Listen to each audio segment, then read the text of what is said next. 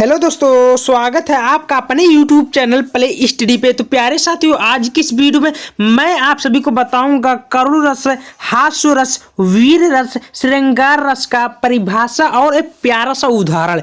जी हाँ मेरे प्यारे साथियों, और साथ में आपको स्पष्टीकरण भी करवाऊंगा।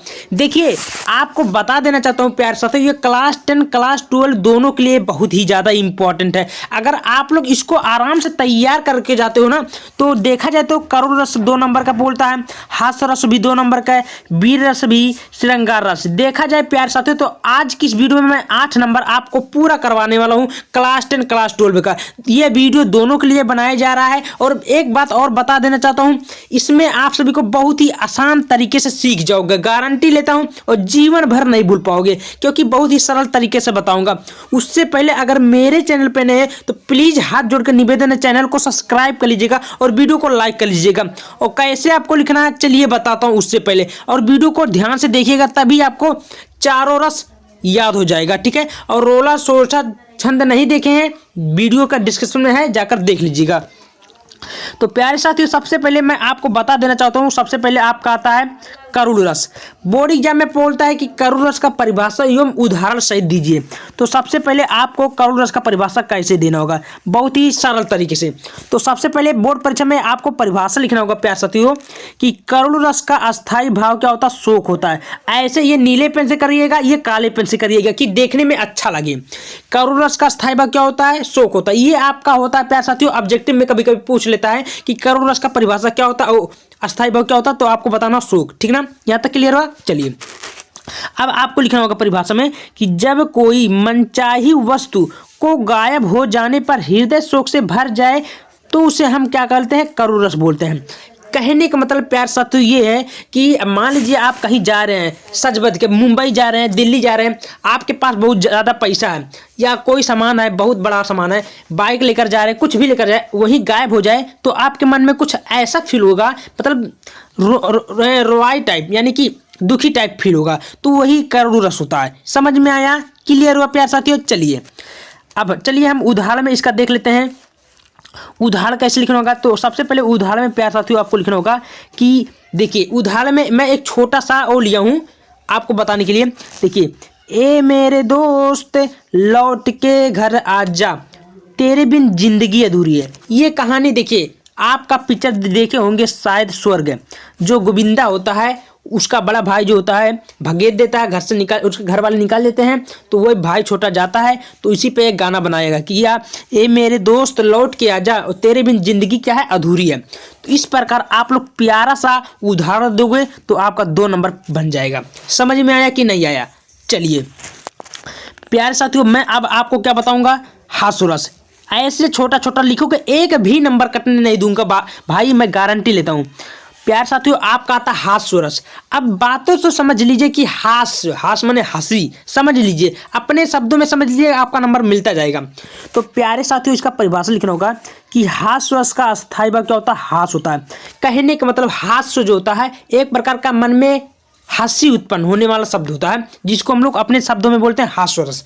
ठीक है, तो इसका परिभाषा कैसे लिखना होगा, तो देखिए, जब किसी व्यक्ति की वेशभूषा मतलब कपड़ा लत्ता पहनावा, चेष्टा आदि को देखकर मन में हंसी उत्पन्न होती है तो उसे हम हास्य रस कहते हैं। देखिए, कहने का मतलब प्यार सा तो ये हो गया, जैसे पिछले जो पहले देखा जाए तो हम लोग बहरूपिया देखते हैं ना, बहरूपिया जो आते हैं कपड़ा फटा पहनते हैं, या कोई लड़का अगर लड़की का कपड़ा पहन लेता है, साड़ी पहन लेता है, तो एक प्रकार के मन में एक हंसी उत्पन्न होती है ना, उससे हम क्या बोलते हैं, हास्य रस बोलते हैं।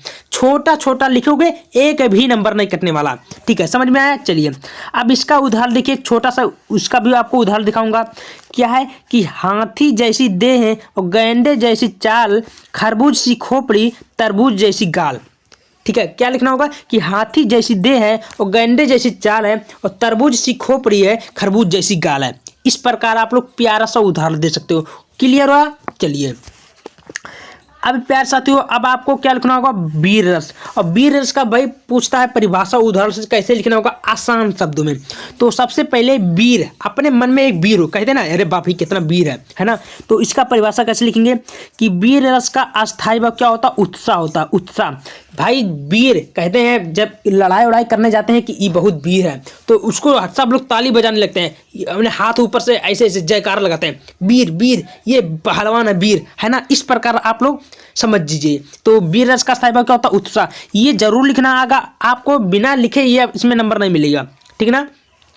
आप क्या करना होगा कि लिखना होगा कि जब किसी कार्य को करने में सफलता मिलती है, जीत मिलती है, अपने शब्दों में लिख लिए जीत है, ठीक ना। जब किसी कार्य को करने में सफलता मिलती है तो उसे हम क्या बोलते हैं प्यारे साथियों? वीर रस। क्या बोलते हैं? वीर रस। समझ में आया? चलिए अब इसका प्यारा सा उदाहरण कैसे लिखना होगा, देखिए आपके सामने मैं दोनों लेकर आऊं, उदाहरण परिभाषा सहित। क्या लिखना होगा कि खूब लड़ी मर्दानी वाली वह तो झांसी वाली रानी थी। यानी कि जब अंग्रेज के साथ हमारा लड़ाई हो रही थी तो एक लेडीज, सोच सकते हैं दोस्त, लेडीज जो होती है इतना सारे दुश्मनों को धूल चटाई थी, है ना। महारानी कौन थी? झांसी वाली रानी थी। तो इस प्रकार आप लोग छोटा सा इसका उदाहरण दोगे तो आपको 2 नंबर मिलता जाएगा। समझ में आया? चलिए लास्ट मेरा आता है प्यार साथियों श्रृंगार रस। अब श्रृंगार रस का परिभाषा कैसे लिखना होगा, देखिए बहुत ही सरल तरीके से इसका कैसे लिखना होगा। तो परिभाषा हेडिंग डालना होगा कि श्रृंगार रस का अस्थायी भाव क्या होता है? रति होता है। रति मतलब मिलन, जैसे पति पत्नी का जो होता है प्रेम होता है, ठीक ना, उसे हम श्रृंगार रस बोलते हैं अपने शब्दों में, ठीक ना। क्या कि श्रृंगार रस का अस्थायी भाव रति होता है। उसके बाद में लिखना होगा जब किसी प्रेमी और प्रेमिकाओं के मन में उत्पन्न होता है, भाव आता है, तो उसे हम अपने शब्दों में क्या बोलते हैं? श्रृंगार रस बोलते हैं। क्लियर हुआ? कहते हैं श्रृंगार, है ना। तो यहाँ तक आपको परिभाषा कुछ इस प्रकार लिखना होगा। समझ में आया कि नहीं प्यार साथियों? कोई दिक्कत होगा कमेंट करिएगा, उसका भी सॉल्यूशन निकलेगा, ठीक ना। चलिए अब आपका इसका उदाहरण कैसे लिखना होगा, देखिए उदाहरण भी आपको बहुत ही प्यार से मिलेगा। क्या है कि मेरे तो गिरधर गोपाल दूसरों न कोई, वो जाके सिर मोर मुकुट मेरे पति सोई। देखिए कितना प्यारा मनोहर सा आपके सामने मैं उदाहरण प्रकट किया हूँ। इसी प्रकार लिखोगे भाई, एक भी नंबर नहीं कटने वाला, पूरा का पूरा नंबर मिलेगा, ठीक है। तो आप लोग एक एक करके इसका परिभाषा उदाहरण स्क्रीनशॉट लीजिएगा और ऐसे ही बोर्ड परीक्षा में लिखना है, चाहे कोई भी एग्जाम हो, आपका एक भी नंबर नहीं कटने वाला। और मैं छोटा छोटा लेकर आऊँगा, ठीक है, ऐसे ही। और हाँ, अभी तक चैनल को सब्सक्राइब नहीं किया तो प्लीज़ चैनल को सब्सक्राइब कर लीजिएगा और वीडियो को लाइक कर लीजिएगा, ऐसे ही ट्रिक और छोटे छोटे क्वेश्चन को जानने के लिए, ठीक है। तो मिलते हैं अगले वीडियो में। बहुत बहुत धन्यवाद।